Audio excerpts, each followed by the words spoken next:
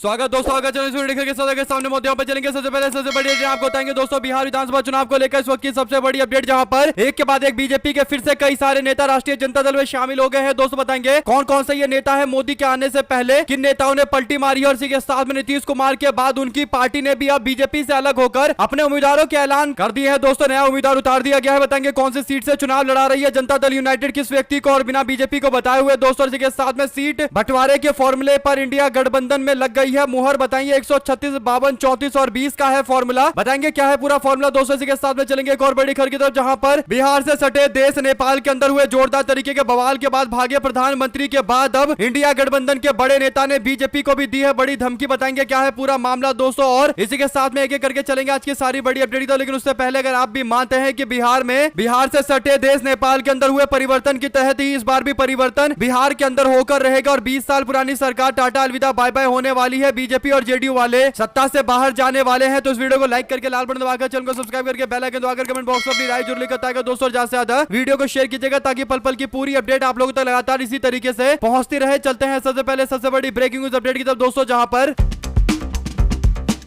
इस साल होने वाले बिहार विधानसभा चुनाव को लेकर अलग अलग तरीके की पार्टियों की तैयारियां चल रही है। दोस्तों बिहार में राजनीति इस वक्त सबसे ज्यादा देखी जा रही है। बिहार में राजनीतिक फेरबदल के कारण पार्टियों में अलग अलग तरीके का कंपटीशन चल रहा है। दोस्तों कुछ पार्टी नेताओं को साथ में लेकर आ रही है तो कुछ पार्टी अपने पार्टी के नेताओं को टूटने से रोक रही है। दोस्तों ऐसे में राष्ट्रीय जनता दल और इंडिया गठबंधन बार बार किसी न किसी बड़े नेता को अपनी पार्टी में शामिल करवाकर बीजेपी नहीं तो जनता दल यूनाइटेड की नींद उड़ाई जा रही है। दोस्तों बिहार की राजनीति में यह बड़ी खबर सामने आई है, जहां पर भारतीय जनता पार्टी के 3 दिग्गज कुशवाहा समाज से आने वाले नेताओं ने राष्ट्रीय जनता दल का दामन थामा है। आपको बता दें कि लालू यादव के विचारों और तेजस्वी यादव की नीति से प्रभावित होकर भारतीय जनता पार्टी के इन नेताओं ने आरजेडी के प्रदेश मुख्यालय में पार्टी की सदस्यता हासिल की है। दोस्तों आरजेडी में शामिल होने वाले बीजेपी के वरिष्ठ नेता है वीरेंद्र कुमार कुशवाहा, प्रेमचंद्र कुशवाहा और रविंद्र प्रसाद कुशवाहा। दोस्तों और इनके साथ ही जयराम प्रसाद दरोगा, राम और ललन सिंह समेत अन्य नेता पार्टी में शामिल हो गए। दोस्तों आपको बता दें कि राष्ट्रीय जनता दल ने पिछली बार ज्यादातर कुशवाहा समुदाय के उम्मीदवारों को मैदान में उतारा था दोस्तों लोकसभा चुनाव में, और कुशवाहा समाज के लोगों ने जमकर आरजेडी को वोट भी दिया था। तो इस बार आरजेडी अपने सामाजिक समीकरण के अंदर कुशवाहा समाज के लोगों को भी जोड़ रही है दोस्तों, और इस बार फिर उम्मीद कर रहे हैं कि विधानसभा चुनाव के अंदर कुशवाहा समाज के लोग बड़ी संख्या में राष्ट्रीय जनता दल और इंडिया गठबंधन के साथ आएंगे। दोस्तों उपेंद्र कुशवाहा अब कुशवाहा समाज के नेता नहीं रहे हैं, यह बात साबित हो गई है और राष्ट्रीय जनता दल से कुशवाहा समाज के लोग बड़ी उम्मीद करते हैं। अगर आप भी मानते हैं कि अब समय आ चुका है परिवर्तन का और बिहार में संकेत मिल रहे हैं बदलाव के, तो अपनी राय जरूर लिखकर बताएगा दोस्तों। चलते हैं एक और बड़ी अपडेट की तरफ, जहां पर जनता दल यूनाइटेड ने कसम खा ली है कि वो अपने उम्मीदवारों का ऐलान करेंगे और बीजेपी से पूछे बिना करेंगे। यानी बीजेपी के लोग दिल्ली में बार बार बिहार के नेताओं की बैठक बुलाकर दावा करते हैं कि आज फैसला हो जाएगा टिकट पर, कल फैसला हो जाएगा, शाम को हो जाएगा, सुबह हो जाएगा, और इस तरीके से जेडीयू और अन्य पार्टी के लोगों को भाजपा बार बार घुमा रही है। दोस्तों सीट बंटवारे पर कोई अंतिम फैसला ले ही नहीं रही। इससे जनता दल यूनाइटेड इतना ज्यादा नाराज हो गई है कि नीतीश कुमार पहले बक्सर के अंदर एक सभा करने के लिए पहुंचते हैं और वहां पर अपने उम्मीदवार का ऐलान कर देते हैं। दोस्तों नीतीश कुमार ने बिना बीजेपी से पूछे राजापुर विधानसभा सीट से संतोष निराला को अपना उम्मीदवार बना दिया था। दोस्तों इसके बाद जनता दल यूनाइटेड ने 2 कदम और आगे बढ़ाते हुए एक और उम्मीदवार का नाम का घोषणा करते हुए बीजेपी के लिए बिहार में तगड़ा झटका दिया है, बल्कि एनडीए गठबंधन में ही तगड़ा झटका दिया है। दोस्तों जनता दल यूनाइटेड ने एक और उम्मीदवार का ऐलान कर दिया है। मोतिहारी के केसरिया में आयोजित एक एनडीए कार्यकर्ता सम्मेलन के दौरान जनता दल यूनाइटेड के नेता और नीतीश कुमार के करीबी मंत्री अशोक चौधरी ने मीडिया के सामने अपने उम्मीदवार का ऐलान करते हुए कह दिया कि केसरिया सीट से हमारे विधायक पद के उम्मीदवार यानी हमारे अगले विधानसभा चुनाव के प्रत्याशी शालिनी मिश्रा होंगी और एनडीए की ओर से उनको मैदान में उतारकर जीत सुनिश्चित किया जाएगा। कुल मिलाकर दोस्तों नीतीश कुमार पहले राजापुर के अंदर अपना उम्मीदवार घोषित कर देते हैं, अब जनता दल यूनाइटेड के एक और मंत्री केसरिया सीट से उम्मीदवार ऐलान कर दे रहे हैं। तो इससे एक बात स्पष्ट हो गई है कि जीतन राम मांझी और चिराग पासवान एनडीए गठबंधन में सिर पटकते रहे। जनता दल यूनाइटेड तो अपना उम्मीदवार का नाम का घोषणा करके मैदान में उतर चुकी है, यानी जनता दल यूनाइटेड बीजेपी का वेट नहीं कर रही दोस्तों, क्योंकि जेडीयू को पता है कि बीजेपी बिहार में जनता दल यूनाइटेड को आंख नहीं दिखा सकती और इसीलिए जेडीयू अपने उम्मीदवार उतार दे रहा है। अगर आप भी मानते हैं कि यह साफ तौर पर एनडीए गठबंधन के अंदर आपसी फूट के संकेत है, वरना बिना पूछे कोई उम्मीदवार कैसे घोषणा करता, जो भी आपको लगता है दोस्तों लिखकर जरूर बताएगा और ज्यादा से ज्यादा वीडियो को शेयर कीजिएगा। चलते हैं एक और बड़ी अपडेट की तरफ, जहां पर बिहार में एनडीए गठबंधन अपने सीटों के बंटवारे को लेकर लगातार चर्चा करते हुए मीटिंग खेल रहे हैं, लेकिन दूसरी ओर इंडिया गठबंधन की ओर से अपने उम्मीदवारों के नाम भी तय कर लिए गए हैं दोस्तों, और 15 तारीख को ऑफिशियल तौर पर अनाउंसमेंट कर दिया जाएगा। बीते दिन राहुल गांधी भारत में मौजूद थे दोस्तों, उन्होंने उपराष्ट्रपति पोस्ट के चुनाव को लेकर वोट डाला। फिर आज वो अपने संसदीय क्षेत्र रायबरेली मौजूद रहेंगे, यानी आज और कल 2 दिन। इसके बाद 15 तारीख तक सारी बातें फिक्स हो जाएगी और बिहार को लेकर अंतिम ऐलान कर दिया जाएगा कि कौन कितनी सीटों पर चुनाव लड़ेगा, और साथ में उम्मीदवारों के नाम की भी घोषणा कर दी जाएगी। आपको बता दें कि बिहार के अंदर सीटों का बंटवारा जो हो रहा है इंडिया अलायंस में, वो कुछ इस प्रकार है। 136, 52, 34 और 24 का समीकरण है, यानी 136 सीटों पर राष्ट्रीय जनता दल चुनाव लड़ेगी, जो पिछली बार 144 सीटें लड़े थे, तो इस बार 8 सीटें कम लड़ेंगे। जबकि कांग्रेस पार्टी 70 सीटें पिछली बार लड़ी थी, इस बार कांग्रेस पार्टी 18 सीटों पर कॉम्प्रोमाइज करने जा रही है, यानी कांग्रेस पार्टी अपनी 18 सीटें अन्य सहयोगियों में बांटेगी दोस्तों, और कांग्रेस 52 सीटों पर चुनाव लड़ेगी। लेकिन इस बार कांग्रेस पार्टी उन सीटों पर चुनाव नहीं लड़ रही है जहां पर कांग्रेस का अपना उम्मीदवार काफी कमजोर है। पार्टी इस बार चुन चुन के उस सीट पर उम्मीदवार उतार रही है जहां पर पार्टी का अपना दबदबा है। बाकी 34 सीटें लेफ्ट गठबंधन को दिया जा रहा है दोस्तों, जिसमें सीपीआई माले पार्टी है, जिसने पिछली बार 19 सीटें लड़ी थी और 12 सीटें निकाल कर दी थी इंडिया गठबंधन को। सबसे ज्यादा स्ट्राइक रेट उन्हीं का था। उसके बाद लोकसभा इलेक्शन में भी सीपीआई माले ने बीजेपी के उम्मीदवार को हराकर चुनाव जीता। आरा में बीजेपी के हाई प्रोफाइल मंत्री आरके सिंह को सीपीआई माले के सुदामा प्रसाद ने लगभग 59,000 के वोटों के अंतर से चुनाव हरा दिया दोस्तों। 5,29,000 वोट उनको मिला था, यानी सीपीआई माले लोकसभा के अंदर भी अच्छा परफॉर्म कर रही है दोस्तों। और सीपीआई माले के ज्यादातर गरीब समाज के सपोर्टर हैं जो जाति धर्म से ऊपर उठकर वोट डालते हैं, और इसीलिए सीपीआई माले बिहार के अंदर लगातार बढ़ती जा रही है दोस्तों। अगर आप भी मानते हैं कि कांग्रेस पार्टी और इंडिया अलायंस अच्छा कर रहा है कि सीपीआई माले को इस बार उनके सारे लेफ्ट सहयोगी के साथ मिलकर 34 सीटें दी जा रही है, यानी सीपीआई माले कम से कम 25 से 30 सीटों के आसपास चुनाव लड़ सकती है दोस्तों। तो अच्छी बात रहेगी कि इससे कम से कम 6-7 और सीटों का इजाफा होगा। अगर आप भी मानते हैं कि सीट बंटवारा एकदम सही तरीके से हुआ है तो अपनी राय जरूर लिखकर बताएगा दोस्तों। और इसके इतर अगर आप लोग कुछ और कहना चाहते हैं तब भी लिखकर जरूर बताएगा। चलते हैं एक और बिग न्यूज अपडेट की तरफ, जहां पर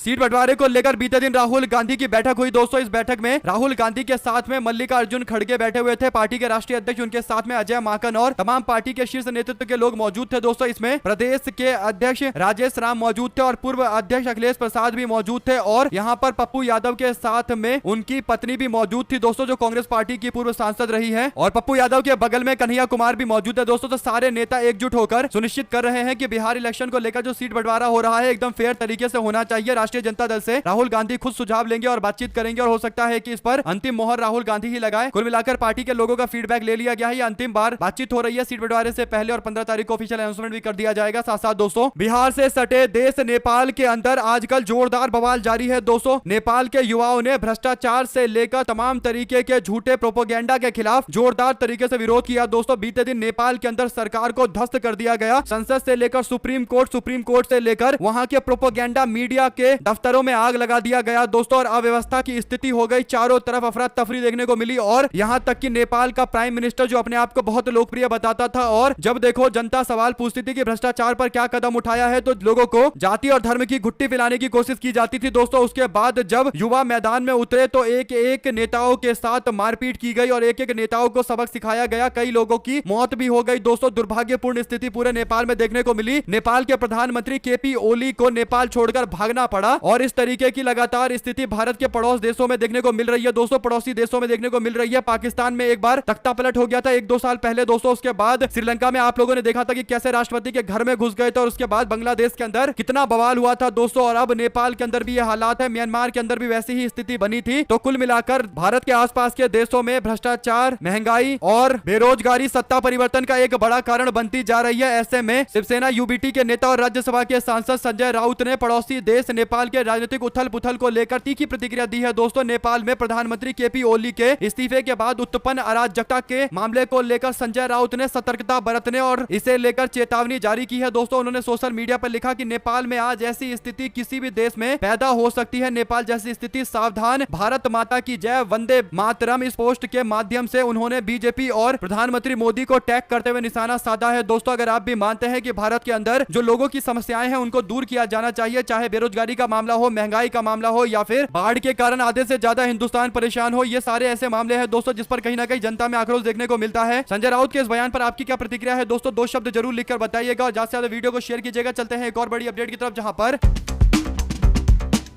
बीते दिन उपराष्ट्रपति पद के चुनाव को लेकर वोट डाला गया दोस्तों। ऐसे में मल्लिकार्जुन खड़गे का हाथ थामते हुए वोट देने के लिए गडकरी पहुंचे दोस्तों। राजधानी दिल्ली के अंदर 15वें उपराष्ट्रपति के चुनाव को लेकर सुबह 10 बजे से 5 बजे तक वोट डाला गया दोस्तों। लेकिन कई सारी ऐसी तस्वीरें सामने आई जिससे बीजेपी वालों के लिए थोड़ा सिरदर्द और बढ़ने वाला है। दरअसल हुआ ये दोस्तों की लगातार बीजेपी को आईना दिखाने वाले नितिन गडकरी भारतीय राष्ट्रीय कांग्रेस के राष्ट्रीय अध्यक्ष मल्लिकार्जुन खड़गे के साथ हाथ मिलाकर चलते हुए वोट देने के लिए गए थे, यानी बातचीत कर रहे हैं। हंसी मुस्कुराहट देखने को मिल रही है दोस्तों। और इससे नरेंद्र मोदी और अमित शाह के लोग कहीं ना कहीं भड़केंगे दोस्तों, क्योंकि सबको बीजेपी वालों को कांग्रेस पार्टी के खिलाफ उल्टा सीधा बोलना सिखाया जाता है। और जो भी बीजेपी का नेता कांग्रेस के बड़े नेताओं के साथ दिखाई देता है तो बीजेपी उस पर कार्रवाई कर देती है। अब देखते हैं क्या नितिन गडकरी के खिलाफ भी कोई कार्रवाई करने की कोशिश की जाएगी। जो भी अपडेट आएगी दोस्तों इससे जुड़े आप तक लगातार पहुंचाते रहेंगे। चलते हैं एक और बड़ी अपडेट की तरफ, जहां पर संसद भवन में सारे सांसद वोट डालने के लिए पहुंचे थे दोस्तों। इस दौरान समाजवादी पार्टी और बीजेपी के सांसद के बीच में जुबानी जंग देखने को मिली दोस्तों। केंद्रीय मंत्री और बीजेपी के सांसद गिरिराज सिंह और समाजवादी पार्टी के सांसद राजीव राय मीडिया से बात कर रहे थे दोस्तों। इस दौरान समाजवादी पार्टी के सांसद के सामने गिरिराज सिंह ने तंज कसते हुए कहा कि अपनी अंतरात्मा की आवाज सुनिए, झटका मीट खाइए और एनडीए को जिताइए। इतना कहकर गिरिराज सिंह वहां से जाने लगे दोस्तों। जैसे ही गिरिराज सिंह आगे बढ़ रहे थे, समाजवादी पार्टी के सांसद राजीव राय ने उनका हाथ पकड़ लिया और बोला, कहां जा रहे हैं, पहले बात सुनिए, आप लोग तो बीफ खाने वाले लोग हैं। इसके बाद सोशल मीडिया के माध्यम से भी राजीव राय ने इस पर प्रतिक्रिया दी दोस्तों। उन्होंने कहा कि बीजेपी सांसद जी के समोसे की कीमत पर सदन में चिंता करने की बात के बाद अब मंत्री जी झटका मीट का प्रचार कर रहे हैं। अगली बार इनके कोई सांसद मंत्री बीफ का प्रचार भी करेंगे, इसलिए मैंने पकड़ के सच्चाई बता दी। वैसे ये मंत्री जी बड़े भोले हैं, जो दिल से होता है वही बोलते हैं। यानी राजीव राय ने सबके सामने, मीडिया के सामने बीजेपी के नेता गिरिराज सिंह को ही ट्रोल कर दिया दोस्तों, जो मंत्री भी है। आप लोग इस पर क्या कहना चाहते हैं, अपनी राय जरूर लिख के बताएगा। अगर आप भी मानते हैं कि खाने पीने को लेकर बीजेपी के नेताओं की जो बातें होती है उसमें जमीन आसमान का अंतर होता है। केवल एक समाज के लोगों को टारगेट करने के लिए अमूमन बीजेपी के लोग उल्टी सीधी बातें बोलते हैं, वरना तो अलग अलग राज्यों में जहां जहां बीजेपी की सरकार चल रही है वहां पर खाने पीने के ऐसे ऐसे इंतजाम है दोस्तों की लोग पता करें तो बीजेपी वाले कहीं मुंह दिखाने लायक नहीं बचेंगे। आपको क्या कहना है इस पूरे मामले पर, अपनी राय जरूर लिखकर बताएगा। ज्यादा से ज्यादा वीडियो को शेयर कीजिएगा दोस्तों। चलते हैं एक और बड़ी अपडेट की तरफ, जहां पर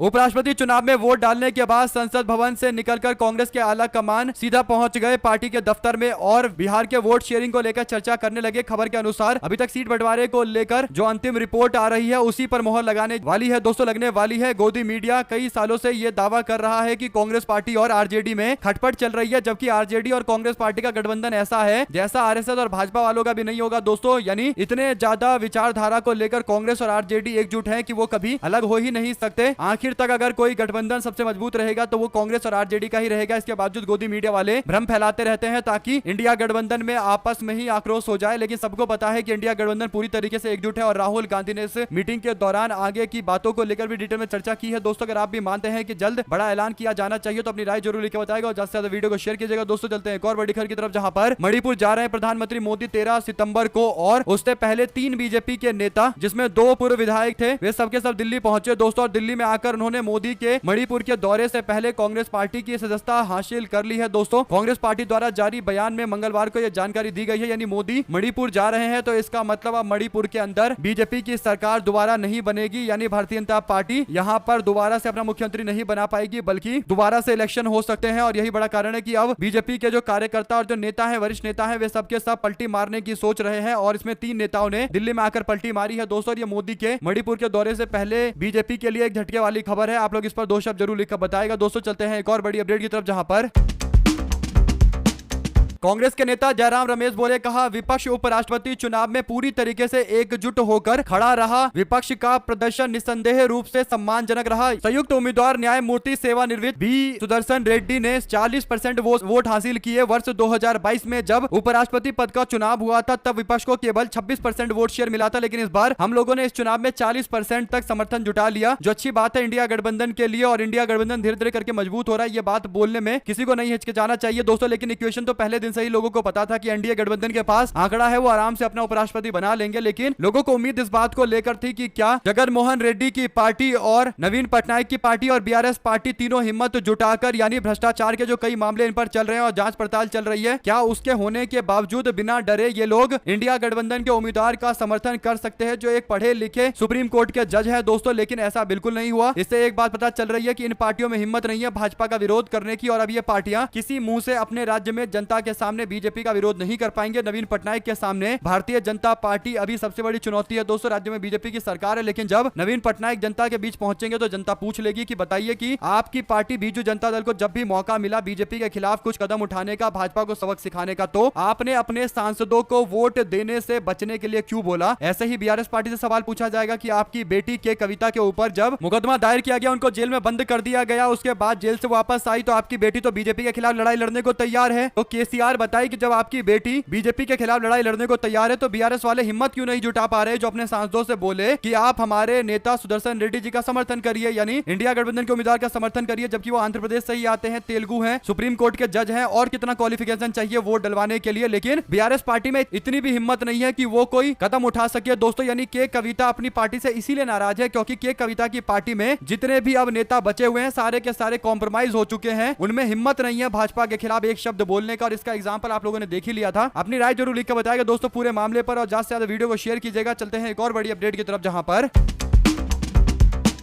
भागलपुर से जेडीयू के विधायक गोपाल मंडल ने पूर्व सांसद शैलेश कुमार उर्फ बुलो मंडल पर निशाना साधा। दरअसल इस्माइलपुर में ग्रामीणों से मिलने पहुंचे जेडीयू के विधायक ने कहा कि आरजेडी के लोग टिकट के लिए घूम रहे हैं, वोट मांग रहे हैं, सेवा हमने किया और करते रहेंगे, हमारे जैसा मजबूत विधायक आपने कभी नहीं देखा होगा, आपको कभी नहीं मिलेगा। दूसरा तो एमपी एमएलए का टिकट लेकर हार गया, नाम नहीं लेंगे, सब जानते हैं, बुलवा मंडल है, पहले आरजेडी में था, लोकसभा चुनाव के समय जेडीयू में आ गया, वह बिहपुर हार गया और यहाँ क्या करने आ रहा है, वोट मांगने आए तो चप्पल जूते से पीट कर भेजना। यानी जेडीयू के नेता के लिए जेडीयू के विधायक के ये शब्द हैं दोस्तों। जेडीयू के ही वर्तमान सांसद के खिलाफ गोपाल मंडल ने पहले मोर्चा खोला था और उनके ऊपर महिलाओं से अभद्रता के आरोप लगाए थे दोस्तों। गोपाल मंडल का बेटा भी पुलिस वालों को धमकियां दे रहा था। तो जनता दल यूनाइटेड एक सभ्य लोगों की पार्टी है, ऐसा कुछ लोगों का मानना है जो लोग गोदी मीडिया में जनता दल यूनाइटेड का पीआर करते हैं दोस्तों। वो दावा करते हैं कि नीतीश कुमार कभी पावर पॉलिटिक्स नहीं करते, उनके लिए ये एग्जाम्पल है गोपाल मंडल, जो दुनिया में सबसे ज्यादा जितनी गंभीर गालियां हैं वो सब दे चुके हैं दोस्तों। इनके बेटे पुलिस वालों को धमकियां देते हैं और अभी अपने सांसद को भी जूते चप्पल पिटवाने की बातें कर रहे हैं। और आप लोग जानते ही हैं इनके कितने सारे कांड निकल निकल कर सामने आते हैं। और ये नीतीश कुमार के विधायक है, तो क्या नीतीश कुमार ऐसे लोगों को प्रमोट नहीं कर रहे हैं? सिंपल सा सवाल है। आप लोग अपनी राय जरूर लिखकर बताएगा इस पूरे मामले पर। चलते हैं एक और बड़ी खबर की तरफ, जिसमें